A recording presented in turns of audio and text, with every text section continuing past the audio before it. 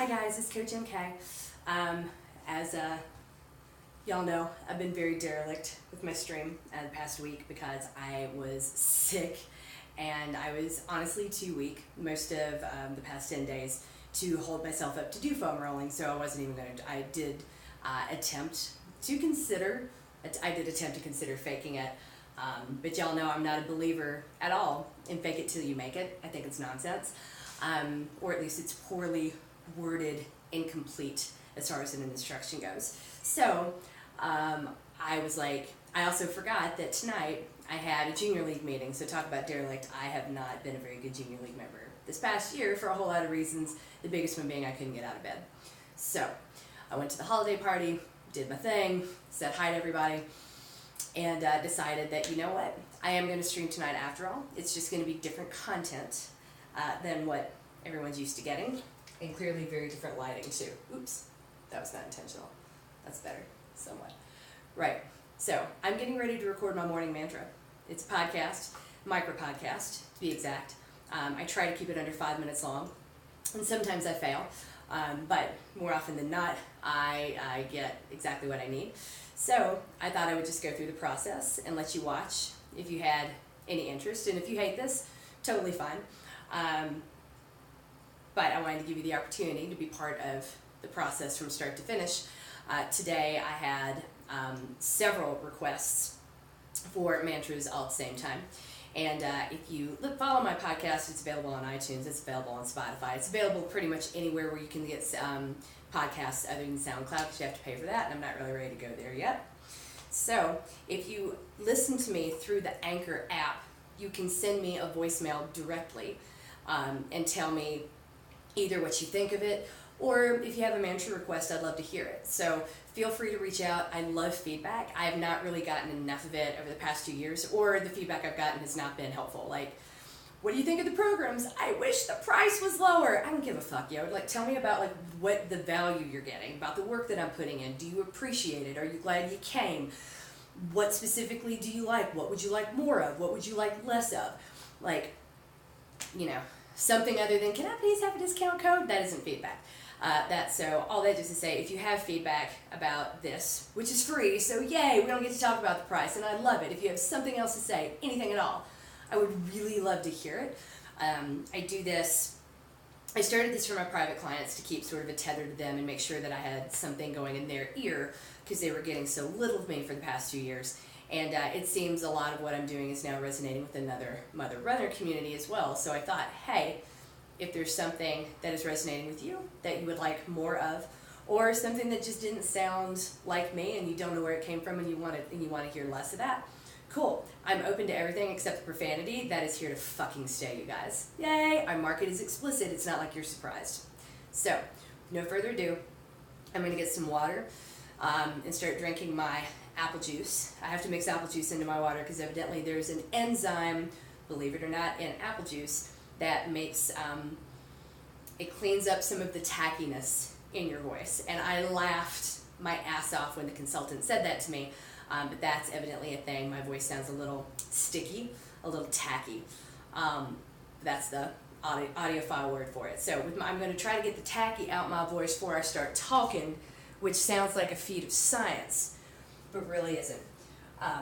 So excuse me while I get my glasses and my water.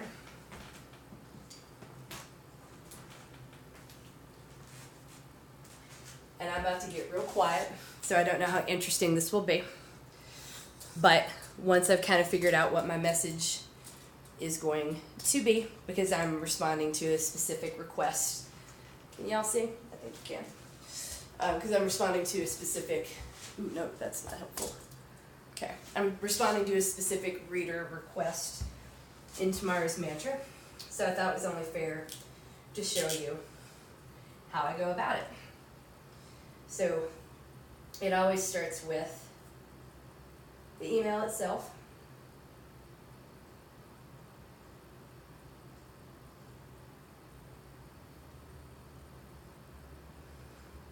Finding that email is always fun. Here we go.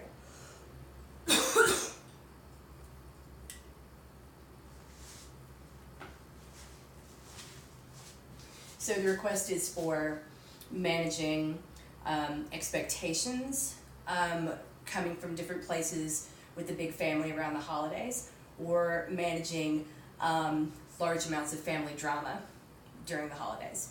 And we know a little something about that, don't we, honey? Mm.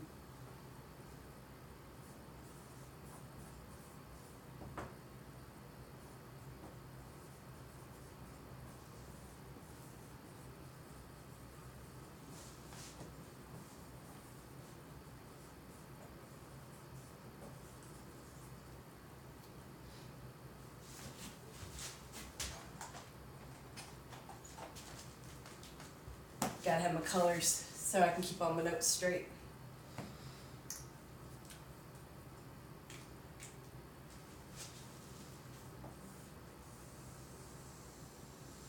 Alright, how is it I already need more markers? I think the reason would be Shiloh. Possible. But I did give you a bunch of extra black ones that apparently have disappeared. Yeah, I'm scared where they're gonna turn up.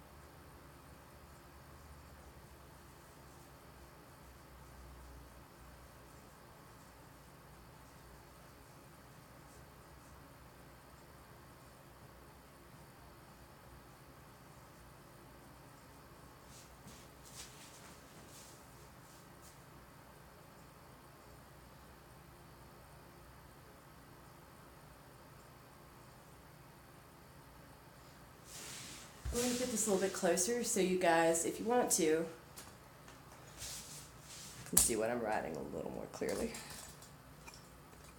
Sorry for that. Never said this would be an interesting one tonight. I apologize in advance.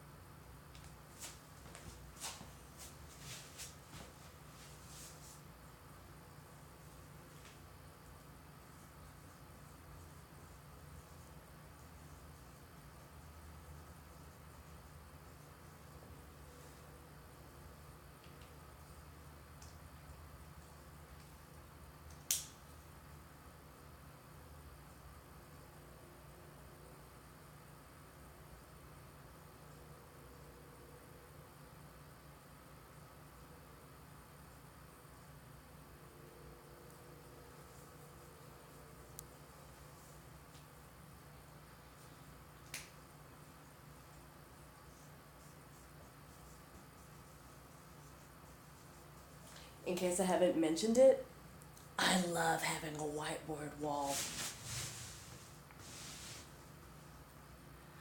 I've been thinking about some of them during the day, and I discarded most of the points before I started writing, because as I start putting, rubber to road,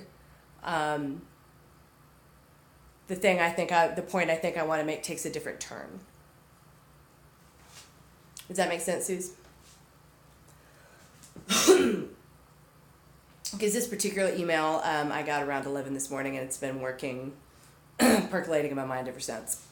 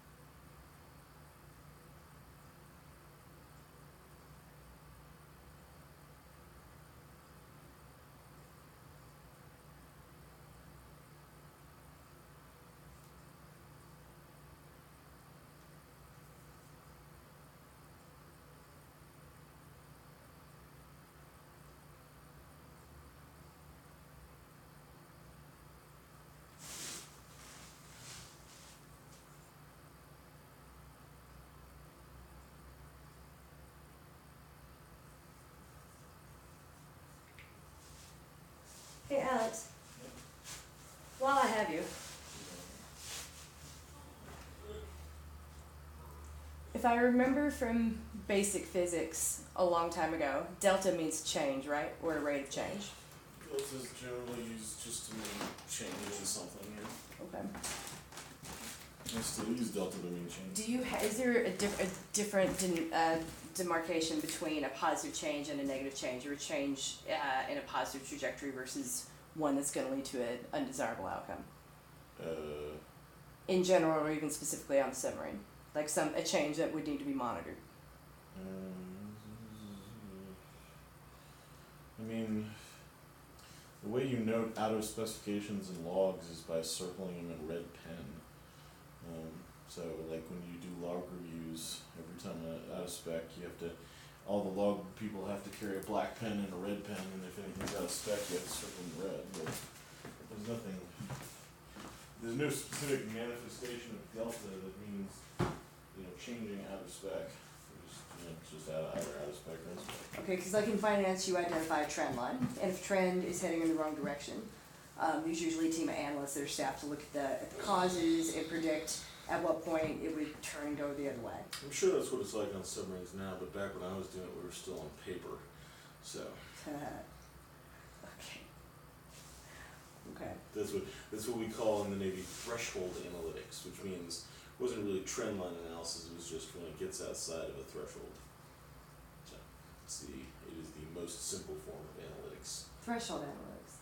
Yeah, like, if the pressure is 30, if you're monitoring a tire pressure, and the tire pressure is within 30 to 40, it's fine. If it gets to be 29 psi, it's below the 30 threshold, then it's below the threshold.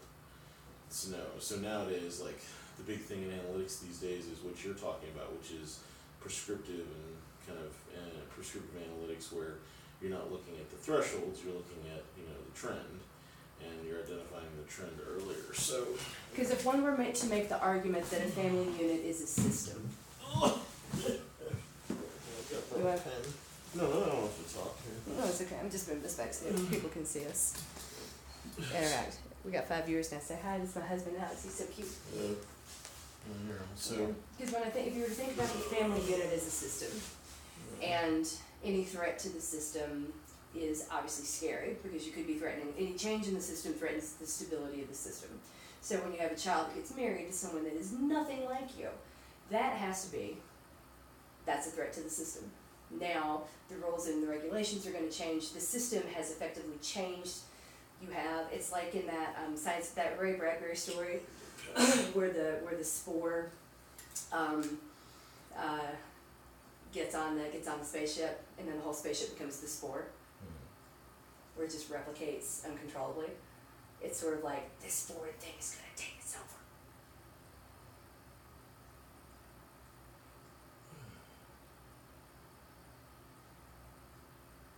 So if you were pursuing old school threshold analytics, Mm-hmm. it would say that this is a problem because you keep getting out of specs, right? Even though the trend line, if you do a trend line, is pretty much on the line, right? But if you're nowadays, hopefully, if you're doing algorithm-based analysis, then even though none of these are out of spec, you can see that this is a bigger problem in the long run. So you could say this is binary versus dynamic, Yeah, responsive. Yeah, so like, or this is just, even though it's out of spec, it's following within the normal variance of behavior, but this one is clearly trending to be outside of the normal range behavior. Okay, I don't know, like I said, I'm grasping. You always try and come up with the most interesting analogies on the fly. Well, no, because these rules exist, we just don't apply them to dynamic. We like to pretend like the laws of physics are really finite, but humans are irrational, and I disagree with that to my core. Humans are perfectly rational. If a human does something that you didn't anticipate, you just didn't understand their values, or their priorities, or their decision matrices. You try to impose yours on them and say, wow, they're an idiot, this makes no sense, when it actually makes perfect sense. And it's not that we have to understand everything every person does all the time, but when you're inextricably bound in a system together that you did not choose, then leave that system to create a system of your own choosing. How do you retain the ties to the previous system without the whole thing exploding? So I thought maybe, having been on a submarine, you'd know something about that. So submarine has a kind of a fucked up system of that. What are you talking about? Okay. I explained to you the finite happiness theory. Yep. Right. So which is that on a submarine there's only a finite amount of happiness at any given time, and the only way to get it is to take it from someone else. And so you go take you wail on a nub, or yell at somebody or scream at somebody. You kind of take their happiness away until somebody more senior takes it away from you, and the cycle continues. And so that is, I guess that would be defined as an unhealthy system. The healthy system is one where finite happiness is not finite. You can net create finite happiness as opposed to having it's not a zero-sum game. So I don't know. There's probably some. So submarine is like the most fucked up family system ever. But But based on that definition, would it be terribly different from yours or mine? But I don't know. It's Where happiness is contingent upon getting my way, and only my way, and I will not compromise or adapt in any way to you because I'm the more senior member of this family. Yeah.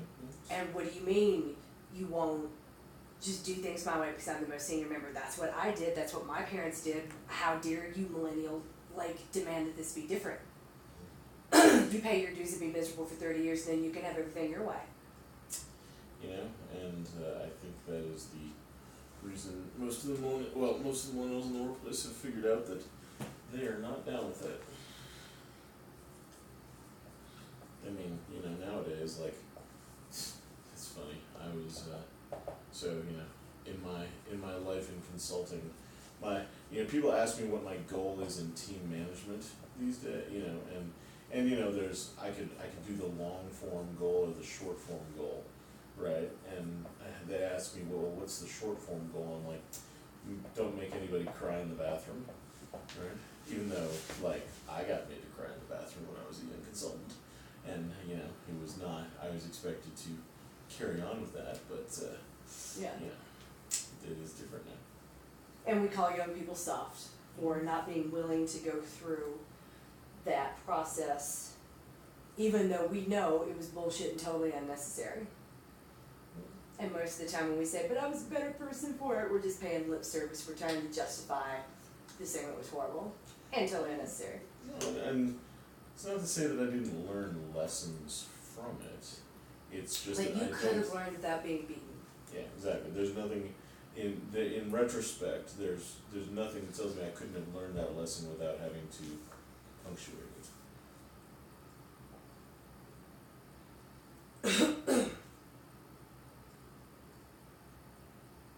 have no idea if that meandering dialogue had any rational thoughts in it at all. No, it did. It helped. Okay.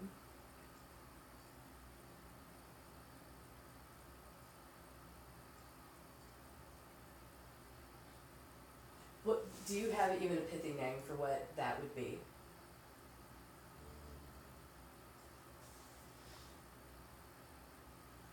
I mean, it's A trend line heading towards an undesirable outcome. I mean, it's really predictive analytics or Right. Is there not like there has to be a name for it or a chapter on this you know, somewhere. I'm trying to remember the fancy statistical term. Like Seeking Alpha or any of those financial blogs, right? Mhm. People act like they really know what they're talking about when they don't know what the fuck they're talking about. Because at the end of the day you're still trying to predict the future. But what alpha would dictate from the most pure definition of what alpha should be, didn't really work in the real world, which is why so much of, many of the predictions of that blog never came true. Right? Because this is not a real world scenario, this is coming up with on a computer. But now that we live in a world where computers are doing most of the trading, the stuff that was happening or being predicted in 2009, the likelihood and the statistical probability of correctness is considerably higher. So, something about rate of change, something about there's got to be some Greek letter that defines this property. Hold on, let me just give me a second. I think Because I think that's what the mantra needs to be. It's when that moment when you recognize that this shit is getting out of control, and then you say to yourself, Delta 1 or whatever, and you take the time out. I'm checking before I say something. I want to check that If anybody knows what I'm talking about and wants to add into the discussion, feel free.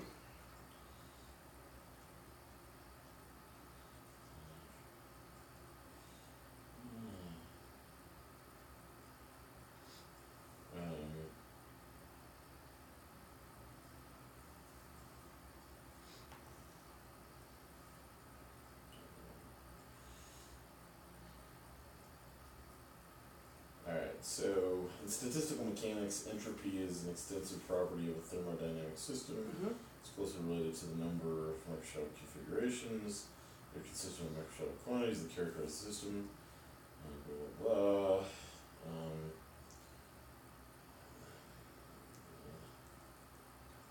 So, second law of thermodynamics states that the entropy of an isolated system never decreases.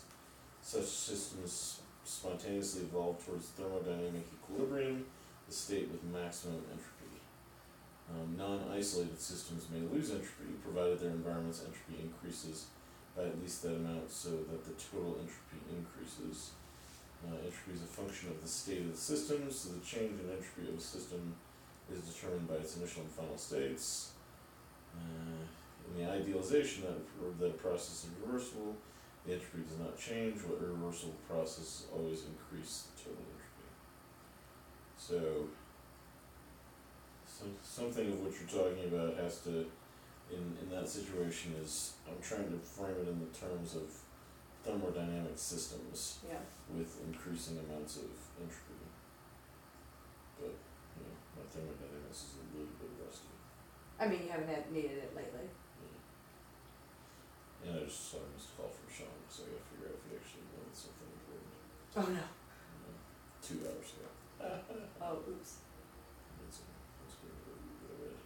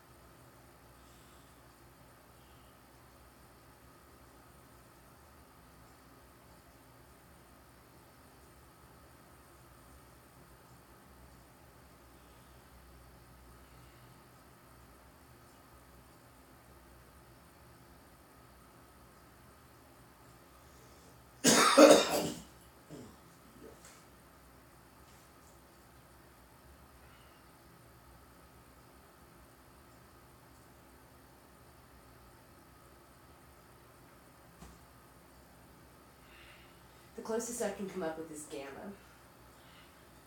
Gamma in the physics sense? Well, in the finance sense, because you've got alpha, which is the relation of risk, or the rate of return over an underlying benchmark risk. Then you got beta is the measure of volatility. And then gamma is that super sophisticated one, because it's just complicated to calculate, that has to do with call options and whether or not they're in the money. So the gamma is the rate of change, and you're watching the rate of change, waiting for an option to come in the money as the market moves. So, like on the trading floor, when an option's about to come in the money, but I don't want to make that the mantra, because the last thing I want is anyone fucking quoting Wall Street. Yeah. Oh, I remember gamma. Convexity of a derivative value. Yep. Which, the fact that I remember that and not the second one, thermodynamics, is actually kind of depressing. Thank you, Warden. Yeah, right. Thermodynamic paradox. Expanded. So that's what I need to.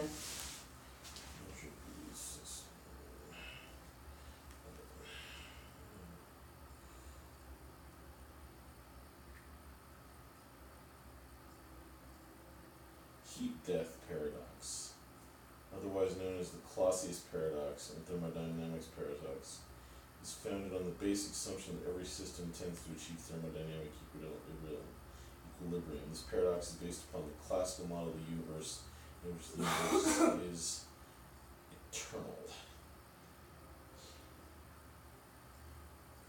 Paradoxes of this is fun. Paradox is thermodynamics and statistical physics are unavoidable instead of physical paradoxes because of their importance at the time they came to be, as well as the frequency of their appearance in historical studies of physics.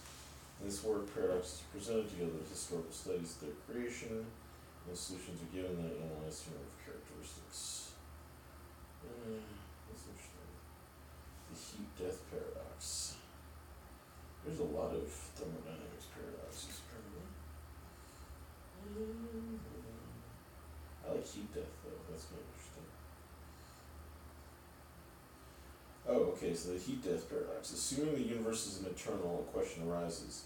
How is it that thermodynamic equilibrium has not been long achieved? In case you were wondering, yes, this work usually goes into the making and the writing and the creation of the mantra every night. We just don't usually get to do it together because he's not always here. Yay, husband. Yeah, she goes deep science on some of these things. And good thing my husband is a smarty pants scientist, so that's a luxury that I have. So, it was necessary. Reminds me of my AP physics teacher in high school. He would say, you can't make a bird fly upside down, then you can't make the same bird fly upside down and backwards. That's all I've got for his thermodynamics explanations. But I'm joining late to the party. Hi, Carrie. Thank you for being here. I was obviously late to the party tonight myself, and I wanted to Twitch today, so I was like, why not Twitch the creation of the mantra? And I had a mantra request come in from a client who is going to be battling some family drama over the holidays, and she wants a mantra to deal with that. So as I started, my long form, putting out my ideas, I had to tag in Smarty Pants to come up with the mantra itself, because it's not going to be this, it's going to be that moment when you realize the rate of change is out of control. So, there's got to be a mantra in this somewhere, maybe not today, but, so the heat-death paradox was the first paradox that led to the hypothesis that the universe was not eternal, right? Because they're like, well, if the universe is eternal, why haven't we achieved thermodynamic equilibrium? Haven't. And the answer is because the universe is not eternal and began about 15 billion years ago, and so thermodynamic equilibrium has not been achieved because not enough time has passed. I don't know if that relates to I feel like I need to pause here for a minute and point out that this is the same guy right here that convinced me to watch A Christmas Prince. I didn't get her to watch The Christmas Prince 2. Yeah. There's still time. He's home for 3 weeks. I love you. I'm the one I'm addicted to right now. It's the original Christmas Kiss from 2012, which is so cheesy. It's actually not even funny. And by the way, there are now 2 sequels Are you to The serious? Christmas Kiss. That's hilarious. I was telling Allison that at lunch today, and she was like, "What?" I'm like, "Yeah, I know. You would never guess from professional Alex that on my birthday, the very first 3 months that we were together, my birthday, he went to a Glee concert by himself." You know, I think the funnier part of that was the explanations for why I was there for myself to try not to get arrested. Yeah, right. I mean, it would be a little creepy if you saw that dude on the train giggling to himself and watching videos on the way to the Glee. We all have our strengths. Yes, we do have our strengths. You know, that concert was in, what's the name of that town in Long Island that's near where that stadium is, where they have all the concerts from the town of Long Island is?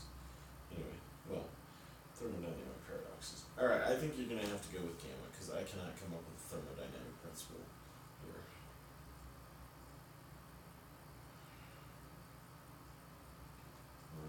Statistics. I need something snappy. Okay, so that whole nuclear reactor thing, we were able to boil it down to alpha T positive.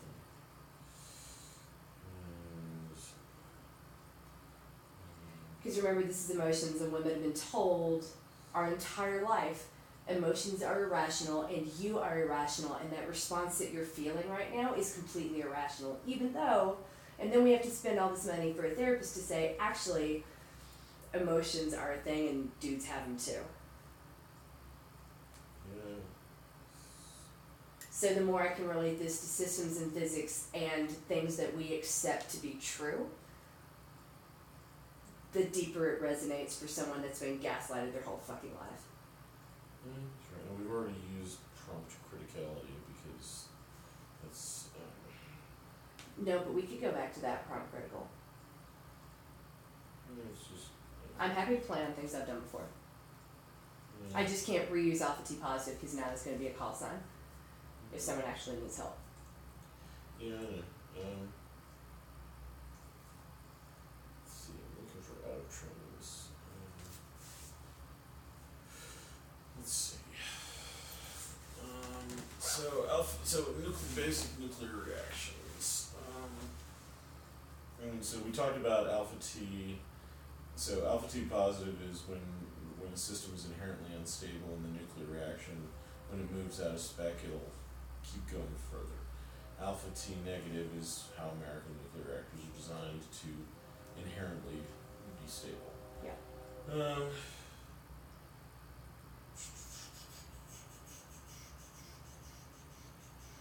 Reactor kinet. Oh, we haven't talked about the reactor kinetics equations. I was just about to say that's literally what I just pulled up, elementary physics of reactor kinetics.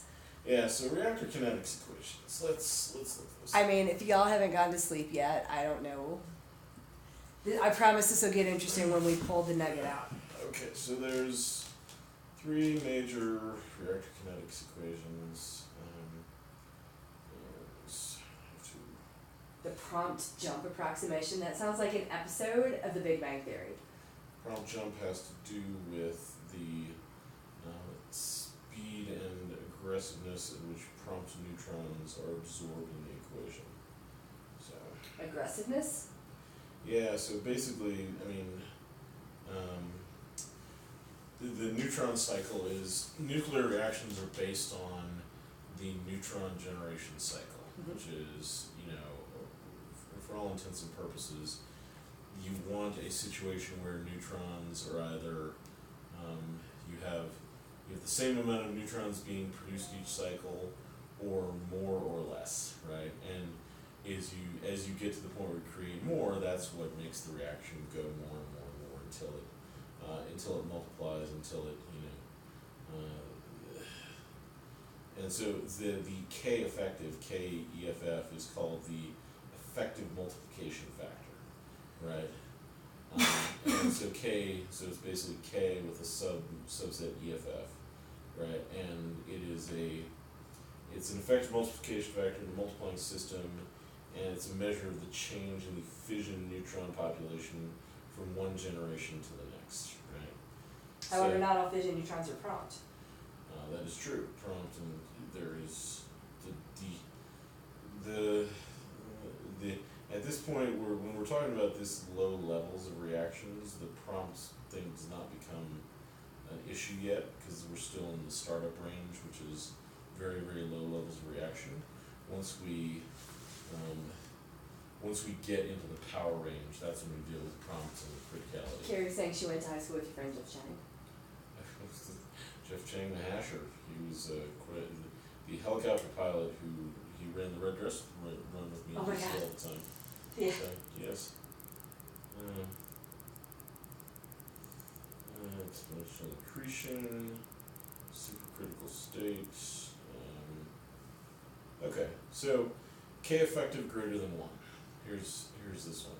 The effective multiplication factor for a multiplying system is greater than 1 if the multiplying system produces more neutrons than are needed to be self-sustaining. The number of neutrons is exponentially increasing in time with the mean value of time. This condition is known as the supercritical state, right? So this is critical state, subcritical, supercritical. So K effective greater than 1 is supercritical state, which means you're generating more neutrons. Now this doesn't necessarily translate to a nuclear reaction because you could be generating neutrons, but if they're being absorbed or if they're going outside the system, it doesn't really matter.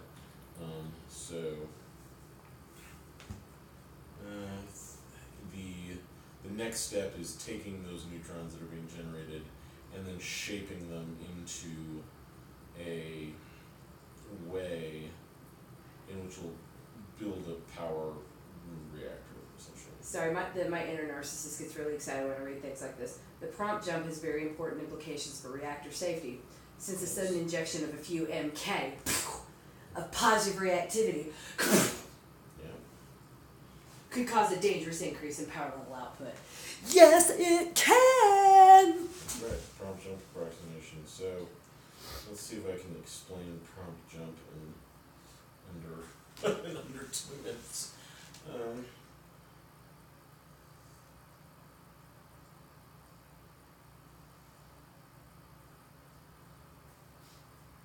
Okay. So, essentially, nuclear reactors, the prompt jump approximation. Reactor kinetics has 2 time frames, short term and long term. Now, when we're talking about short term, we're talking about like milliseconds. Yep. Right, and long terms is like, microseconds. Right, so short, long, relative. But the prompt jump in any sudden change in reactivity, and reactivity just is how fast things are going. The prompt jump is the initial millisecond jump in reactivity, and it is modeled with a different mathematical model than the long term, which is the microseconds change in reactivity. And so the prompt jump takes place instantaneously in response to reactivity change, and it is governed by one equation, essentially. And then the long-term behavior is governed by a different set of principles. Right? So there's different physics that applies to short-term behavior and long-term behavior. Right now, I'm just appalled that when I do a search for life is like a nuclear reactor in Google Images, I don't get any memes. I think you got work to do with Canva. Families together for the holidays. Yes. It's like a nuclear reactor. That shit can melt in a millisecond.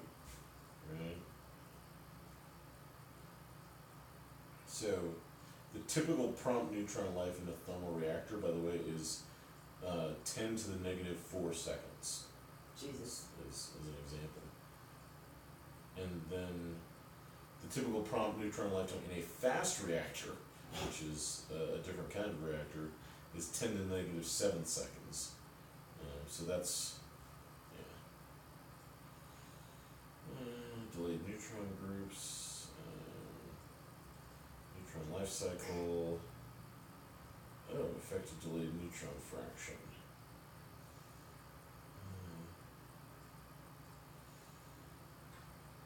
So, the prompt jump is It's a response to a step change in reactivity, like pulling the rods. So when you fundamentally, so how nuclear reactors are controlled is the control rods absorb neutrons, okay. and they're fully inserted, the reactor is shut down, or the neutrons can't generate enough neutrons to create a reaction. Okay. You start it up by slowly pulling the control rods out, which removes essentially, it allows the reaction to increase and increase enough until it causes power. When you're at power, the rods are usually relatively kept in the same place or pretty close. But if you shim out, shimming is moving the rods one way or the other. It's called shimming, S-H-I-M. So when you shim out, you can like move the rods by like, I don't know, 0.2 inches or something like that. Okay. But that introduces a step change in reactivity because you fundamentally exposed more fuel that can now react, right? And so the prompt jump is literally just the response to a step change in reactivity in the short term, and then it in the long term it trends towards the long term behaviors of the system, but in the short term there is a prompt jump that then kind of goes back down. I'm trying to find a picture of it for you because Wait, say that again? The prompt jump, it's short term, but it leads to long term stability in the system? Here, come look at this picture. This is easier. Right? So the dotted line here is the reactivity Mm-hmm. of the reactor, right?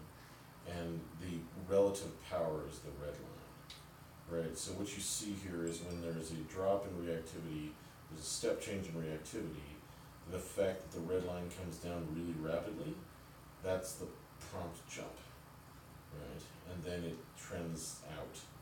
And then, so basically the prompt jump is the rapid adjustment that then slows down to a change in reactivity.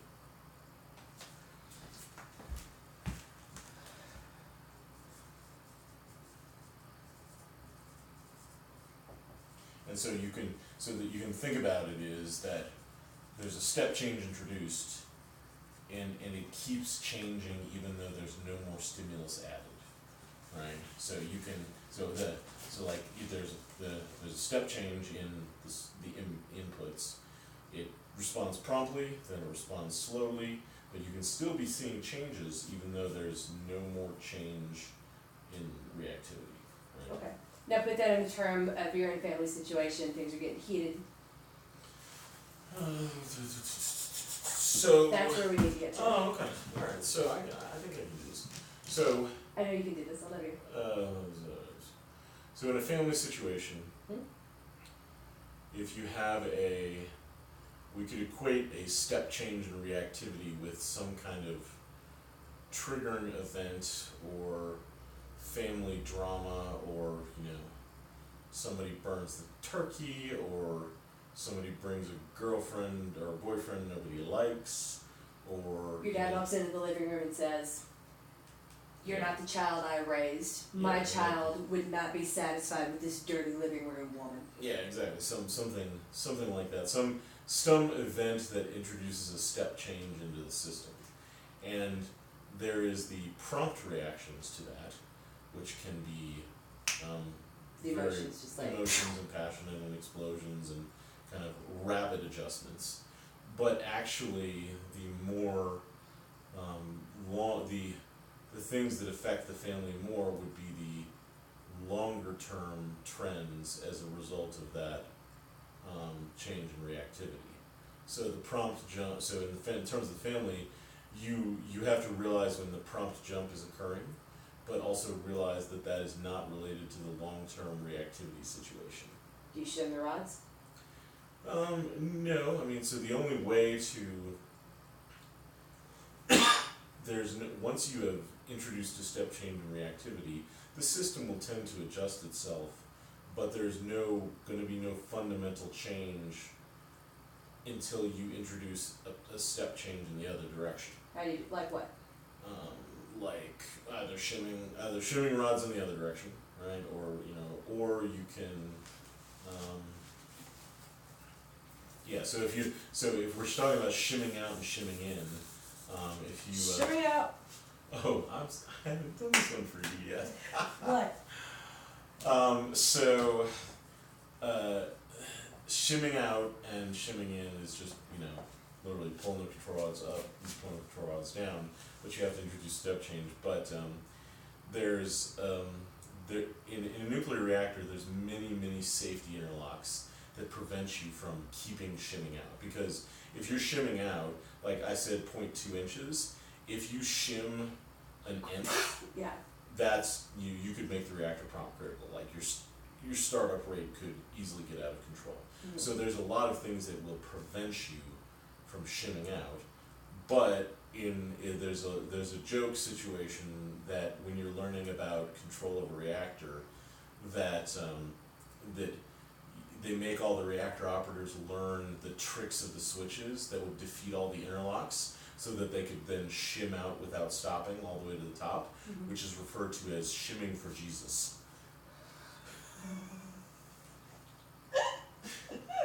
So when a reactor operator is getting really like getting a happy trigger finger with shimming out, it's referred to as shimming. Don't shim for Jesus.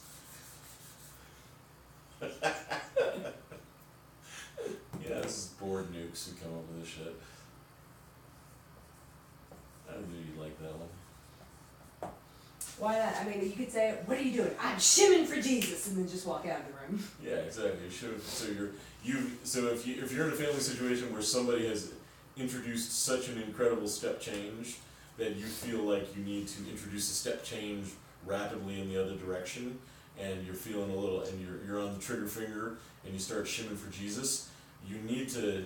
So shimming for Jesus, by the way, is bad. Right. Right. It can lead to a nuclear meltdown. So you need to shim, but don't shim for Jesus. I don't know if that, anyway. So.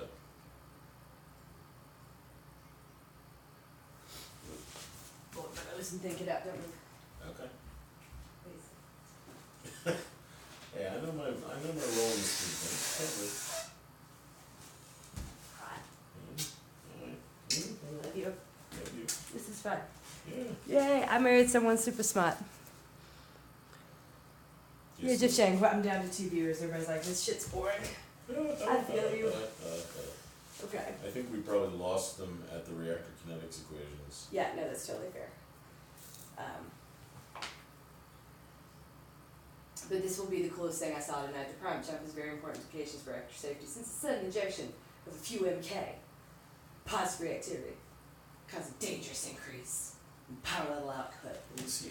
I'll tell you what MK stands for. Oh, I'm sure it's like micro kilos or something. It's, It's a bullet point second from the bottom.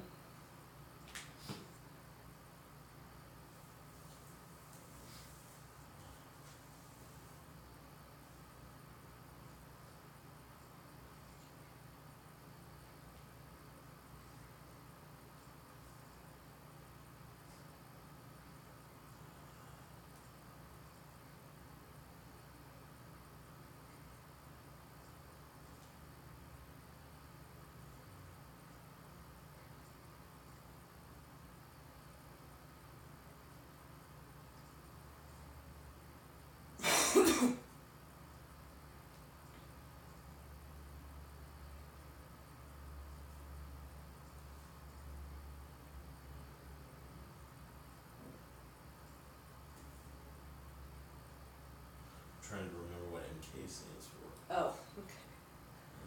But yes, so MK is a.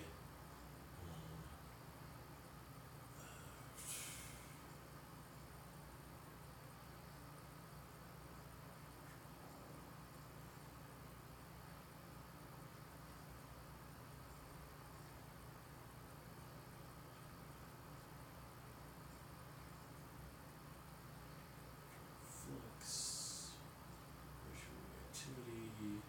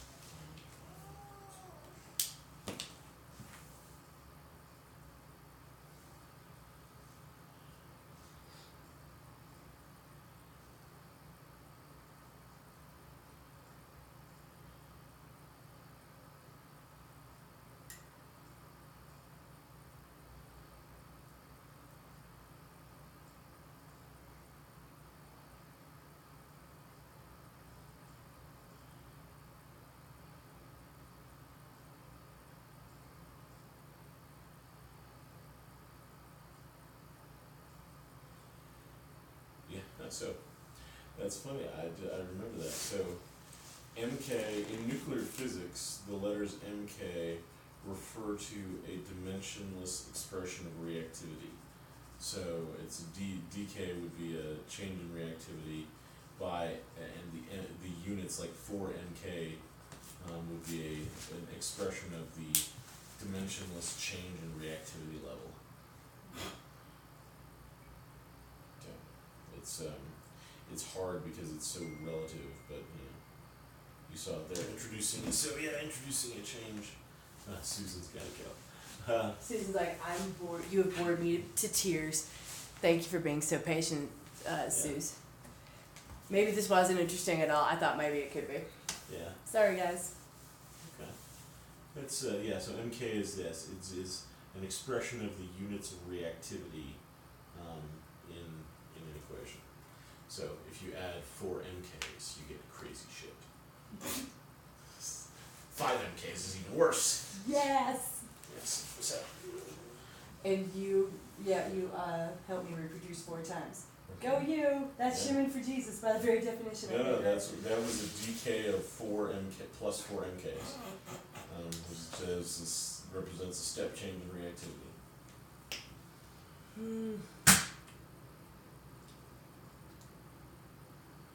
That might be that. I mean, a 4-word mantra. That's a big one. Don't shit for Jesus. Don't shit for Jesus. Now, how are you going to break that down in under 10 minutes? Was really beyond me. But that's why you're the genius. You just explain nuclear physics to me. I explained nuclear physics. We hit on thermodynamics and reactor kinetics equations. That's a little bit. So reactor kinetics equations was 1 3-week class in my 6-month nuclear power school. Oh my god. Okay, so I'm thinking this. Don't shim for Jesus. Don't shim for Jesus. Yeah. We all want better for our kids. But we don't really take the time to define what better is or what it could look like. You see, conformity really is the easiest path to peace. Because imitation is the sincerest form of flattery. The kids see right through us. They see right through our bullshit.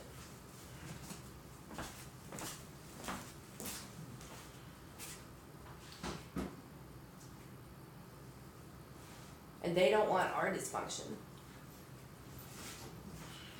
So when they grow up to be different than us and choose different paths. Kids are very good at sensing step changes in reactivity. Mm-hmm.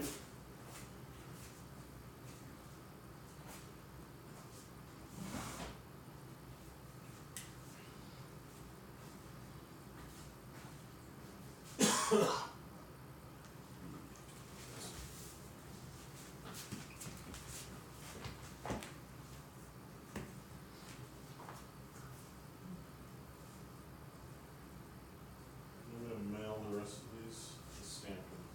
Yes, please. Oh, we can just put them in the mailbox outside too, except for the one that's going to France. Oh, well, I was going to take the domestic ones. I left the France one for you. Oh, thank you. I can just mail them from work. I don't trust that our mail guy actually picks up our mail. I've had some days where I do something out there and it doesn't work. iTunes is so weird. I just got a whole bunch of notifications for podcasts that I've already listened to, or listened to like weeks ago. I get notifications from yours all the time. Maybe it's just mine. I don't know what it is.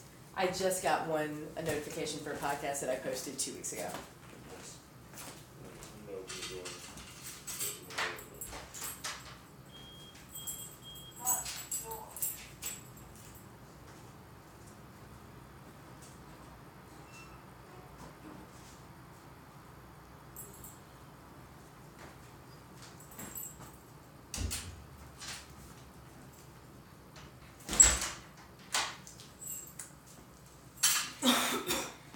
I had a reactor operator once he liked to, when he was shimming out, he liked to go, "Ain't nobody gonna break my stride, nobody gonna slow me down," when he was starting up the reactor.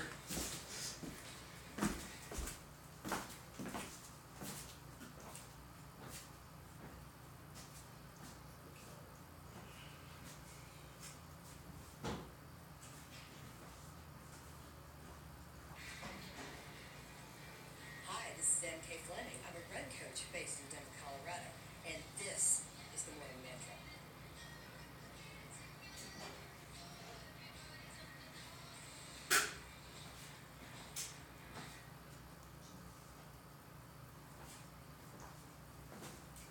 I'll let you record.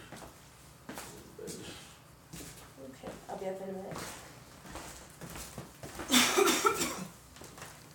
Don't forget to turn the lights down in here so OMG, Christmas time is.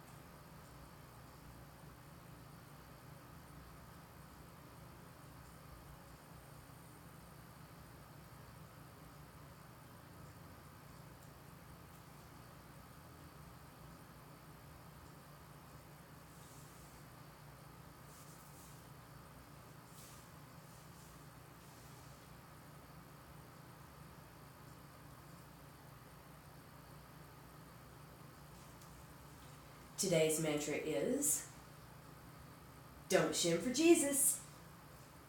Don't shim for Jesus. A listener wrote in asking for a mantra to help her deal with family drama and all sorts of asymmetric expectations that tend to pop up when family comes to visit for the holidays. Now, nothing is going to illustrate your family dynamics better than the holidays. Because, man, if things are kind of unhealthy, they're going to be really unhealthy real quick when all of you are in the same room. Healthy families have healthy boundaries. They have healthy methods of conflict resolution, and they know when to walk away. Most families are not healthy, and they lack these two things. Boundaries don't exist. When are you gonna have children? I don't understand why you had 4. They overstep, and they think it's love. Or when they say things that are absolutely terrible, they think it's tough love. You see, everybody wants better for their children. We all say that. I want my kids to have better than what I had. But we really don't take the time to identify what better is and what it could look like And what if their idea of better looks very different than ours? There's always this expectation when it comes to kids, this whole idea of nature versus nurture. They will like this thing because I do. They will have this value because I do. The problem is that kids see right through our bullshit. They really, really do. And they know when you're trying to model good behavior versus when you are truly being yourself. And that's really gets to the heart of what families are. They're a system. They're a system, a closed system that provides stability. And when a child goes off and starts their own life, that could threaten the existing order and the existing system. And when you turn around and start living a life that looks very different from the life of your parents, and you pick a partner that looks nothing like the person that raised you, it can be a really scary thing, even when it's a really good thing. So I tell you that to tell you this: what do you do in those moments when everyone's in your house and they're judging you and they're disappointed? Because that judgment is never a positive thing. And that's when I say, like, I've judged you and I think you're absolutely fantastic. It's usually not the type of judgment that we're talking about.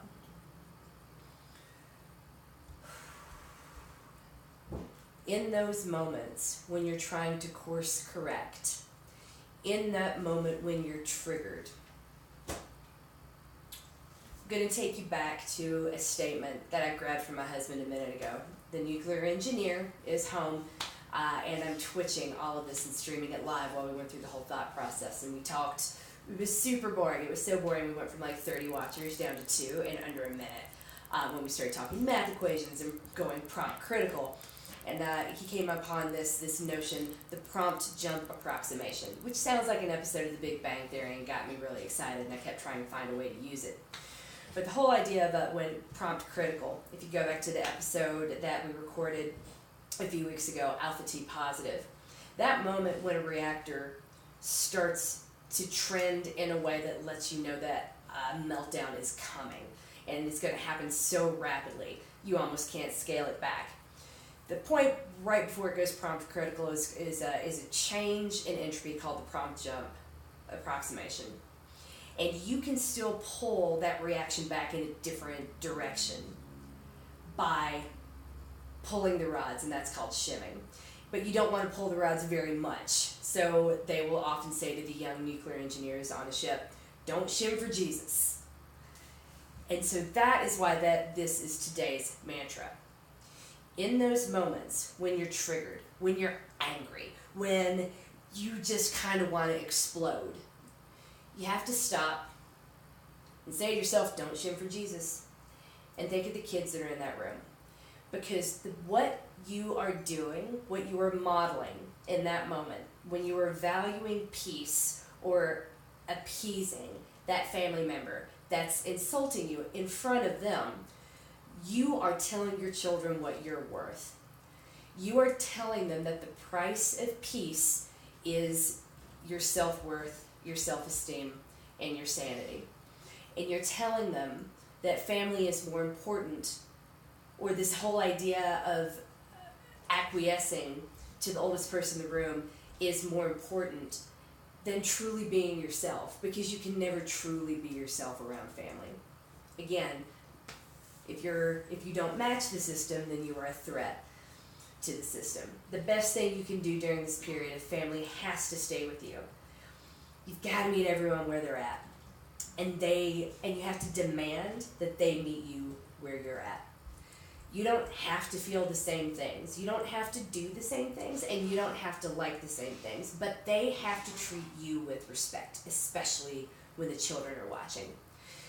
You have got to take time out for self-care, and that's where the mantra comes in. Don't shim for Jesus. Don't shim for Jesus. Don't course correct so strongly in that moment that you explode. It's best, shim just a little bit, move back a little bit. I personally physically take a step back from the person that I'm angry with, and I start planning self-care. I'm going to go for a run. I'm going to remove myself from the situation. I'm going to go cook something. Me cooking something is never a good sign, by the way. I'm avoiding you. You see, systems don't change overnight unless they melt down or explode, which is why I keep going back to the nuclear physics analogy here. We don't want your family to melt down, and we shouldn't have to break it up just to get through the holidays. But enforcing boundaries is really, really hard. It's a shock to the system. But just like shimming the rods, it can actually lead to long-term stability. And I tell you that to tell you this. In 2015, we had a terrible Christmas. And it was so traumatic. I looked at my husband and said, this can't happen again. And I had to tell my mother she wasn't allowed in my home. We didn't speak for a year. It was terrible. I reached out twice during that year, once on Mother's Day and once on her birthday, because I had made very clear, these are the conditions under which you may enter my home again. And the very first one was you have to be in therapy.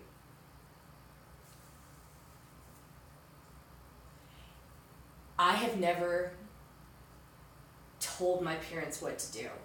I have never stood up to my parents, even to stand up for myself. I have never contradicted my father openly. So saying this to my mother was one of the hardest things I ever did. Enforcing it was one of the hardest things I ever did. My kids were old enough to ask, where's Grandma? Where's Grandmama? Is she coming for my birthday? Are you two still fighting? And having to say that to my children was humbling and terrible. Grandmama overstepped, and I hope we can fix it, but she isn't ready to fix it yet. I'm trying, but she isn't there yet. I was probably way too honest with my children during that period. But you know what? She did it. She didn't tell me, but she did it. She got in therapy. She did the hard work. She did the ugly work. And not long after Violet was born, good 18 months later, she came for a visit, and it wasn't terrible. And since then, we've had a better relationship than we've ever had. So I'm not advocating cutting your family off for the next 18 months, unless that actually is the best decision for you. Don't shim for Jesus. Don't blow up. Don't move so little that nothing changes. And don't move so much that the whole system completely falls apart. Focus on what matters, and that's the immediate family unit. Focus on yourself. Go get some self-care. Remove yourself from that situation. Plan in advance. Sit down with your spouse and plan those timeouts well ahead of time and make sure they happen. Don't worry about it being rude. It's way ruder to fight and make everyone stew in discomfort. Call them out.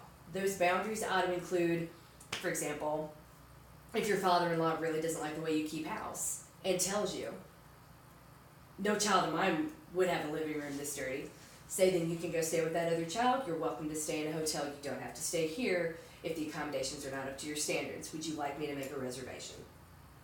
Call them out.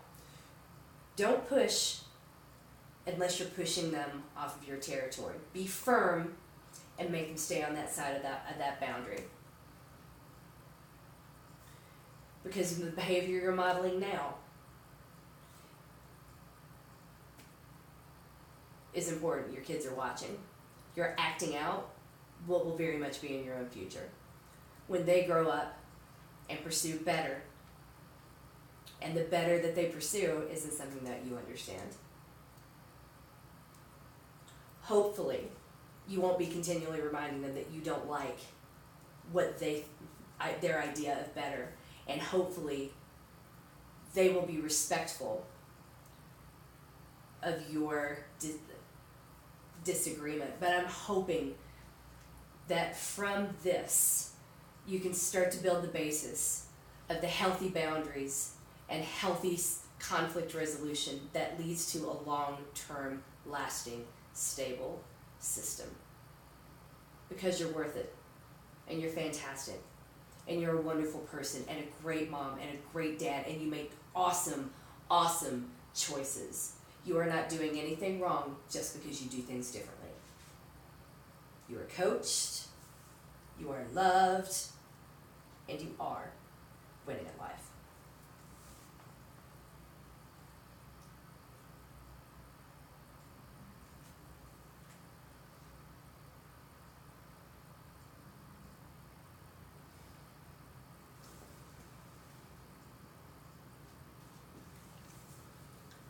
Did that work? That's 12 minutes long.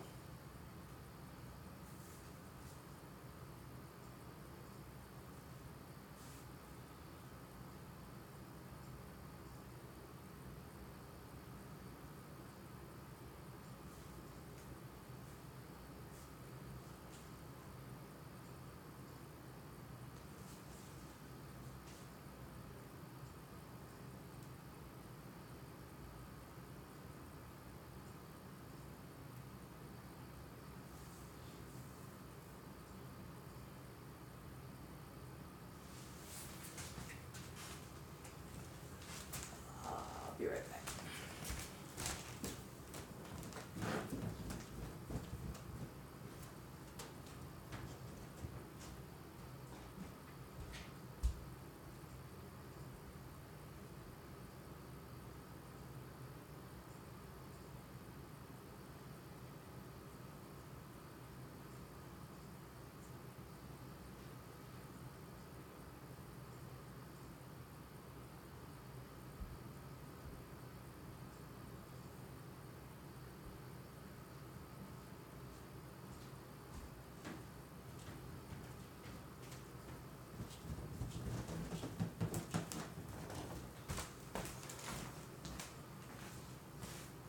It's too long.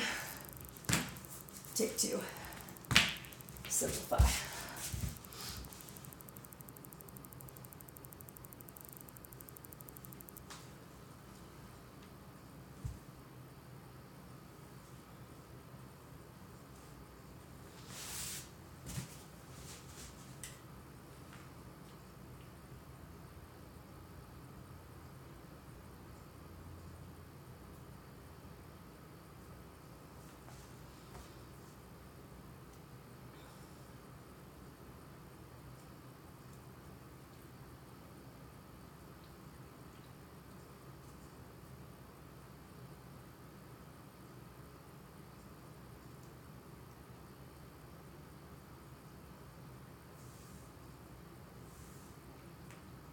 Today's mantra is, don't shim for Jesus. Don't shim for Jesus. A listener wrote in asking for a mantra to help her deal with family drama and asymmetrical expectations during an extended holiday visit. And that is hard, oh my God, that's so hard. Healthy families have healthy boundaries. They have a healthy approach to conflict. Unfortunately, most families are not healthy. The holidays are a really good reminder of that when you have everyone under the same roof. Things get tense really, really quickly. So the first thing I suggest is don't be afraid to ask your family to stay in a hotel, especially if the tensions are really, really high. For example, if those family members complain about the fact that your house is disgusting, because my house is disgusting, I always remind them, hey, it's clean, a hotel, and there's one right down the street. You can take a lift back and forth. It'll be $3. I'll pay. It'll be great.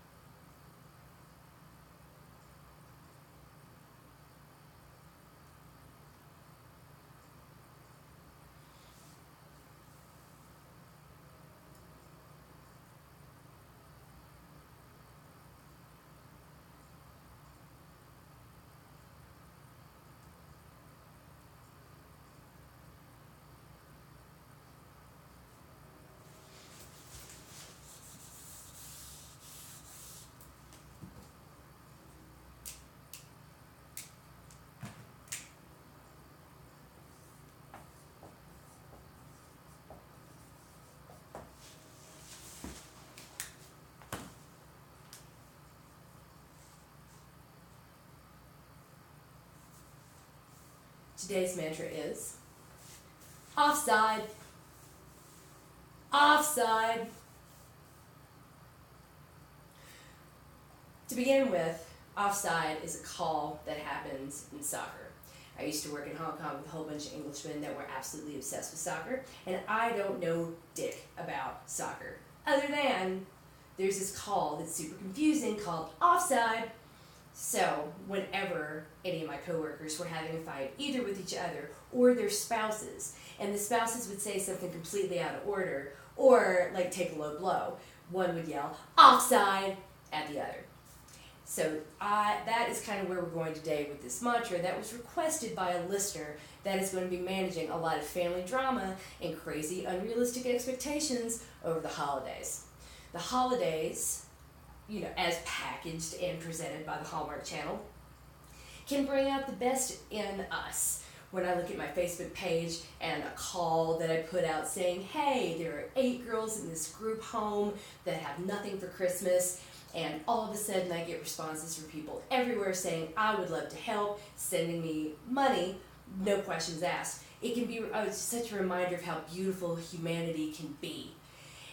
And the irony is then when you take people that you're related to, the people that are supposed to love you most, and put them under your roof, and they can be absolute cretins. That is crazy, and it sucks. Why are strangers nicer to each other than family members are to me or to you? It's crazy.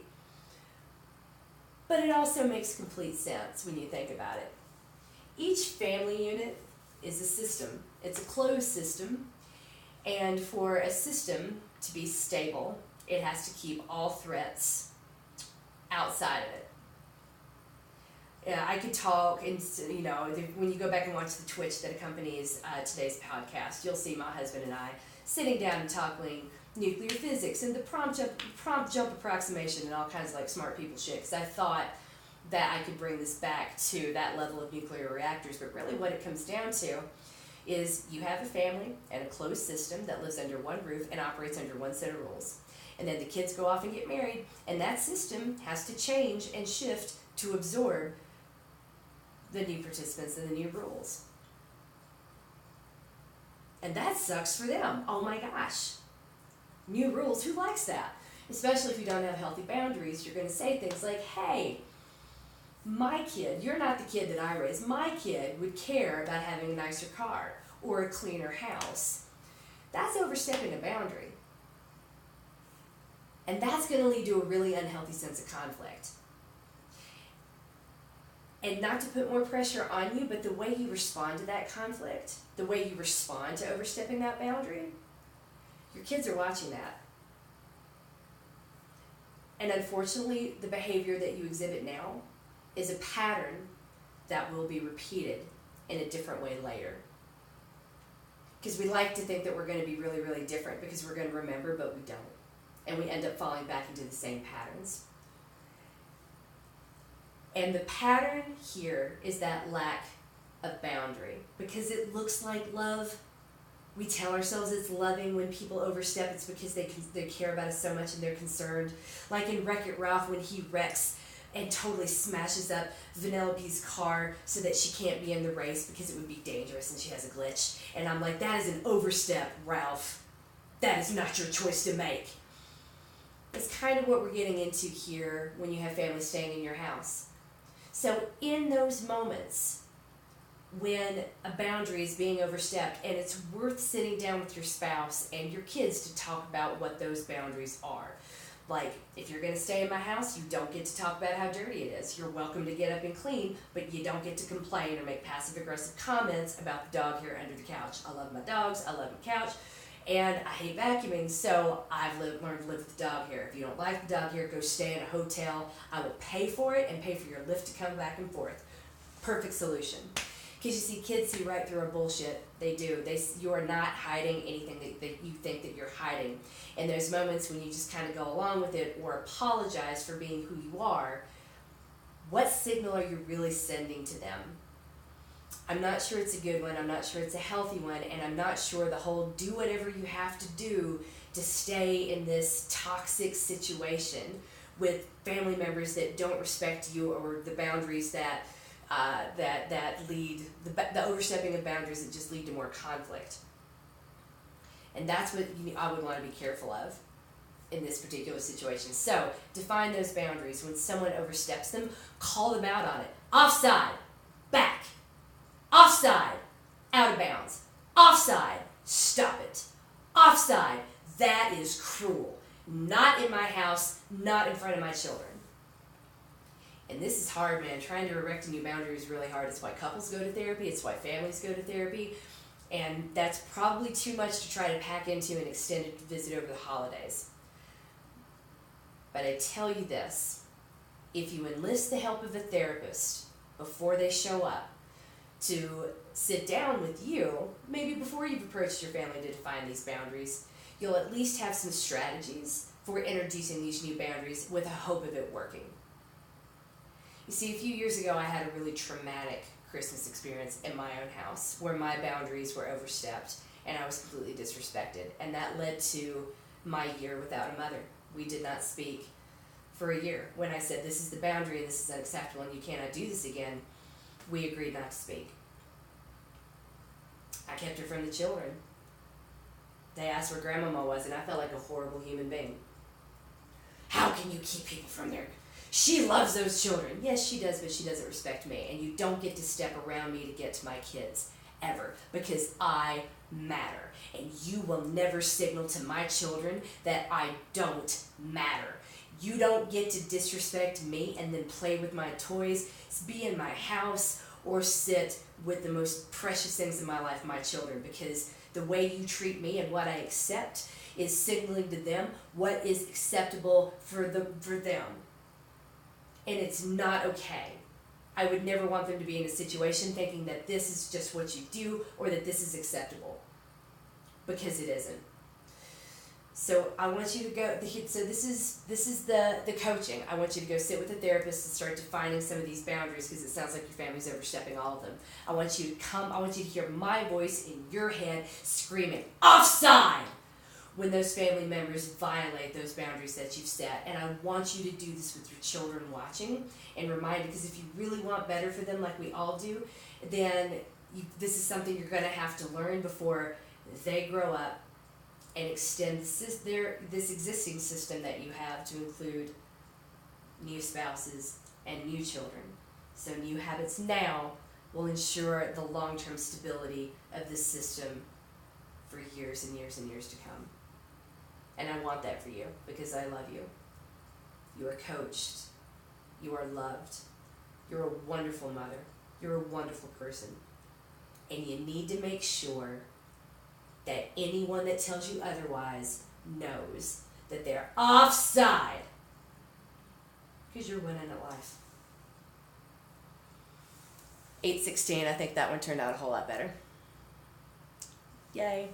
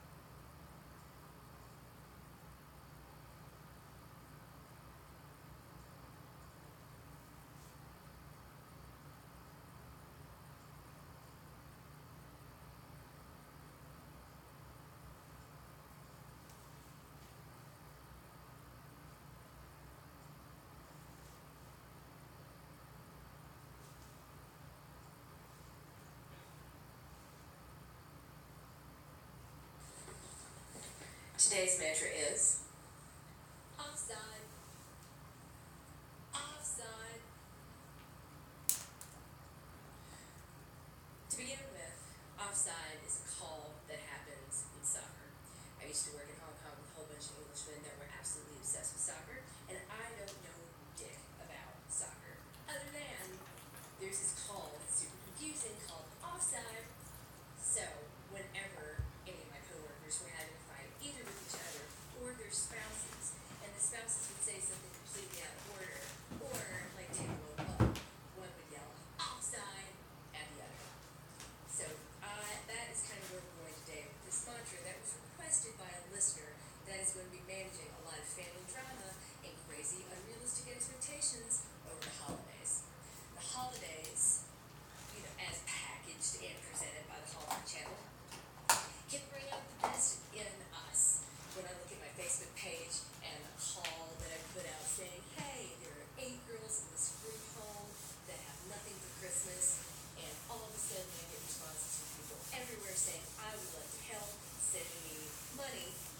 questions asked. It can be a simple reminder of how beautiful humanity can be.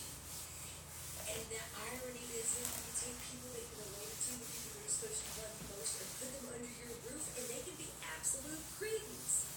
That is crazy and it sucks. Why are strangers nicer to each other than family members are?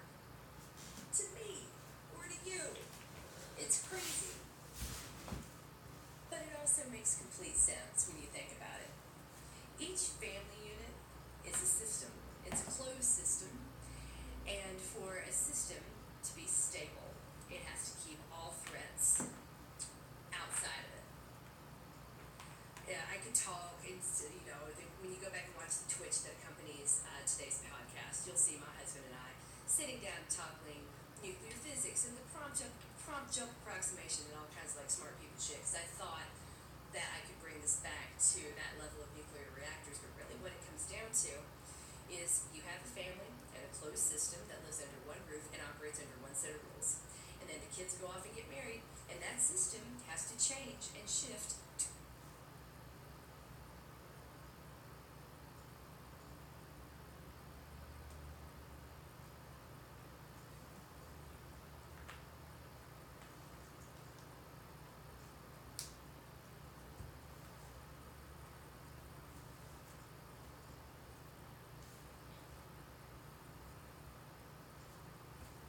I wanted to add one note before I publish.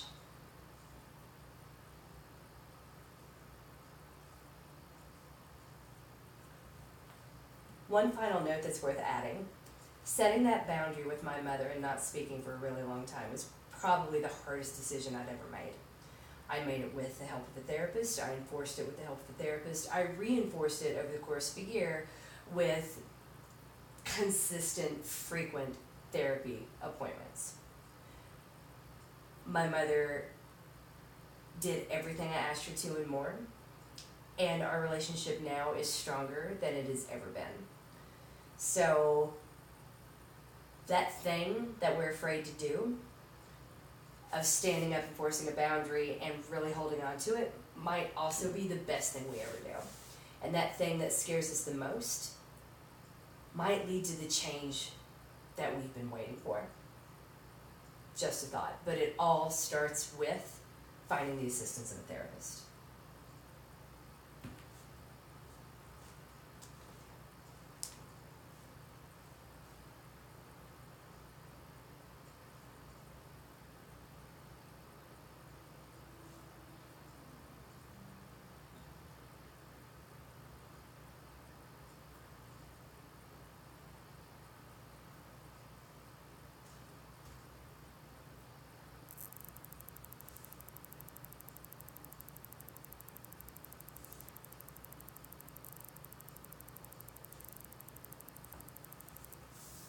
I think that works. We're going with it. It's late.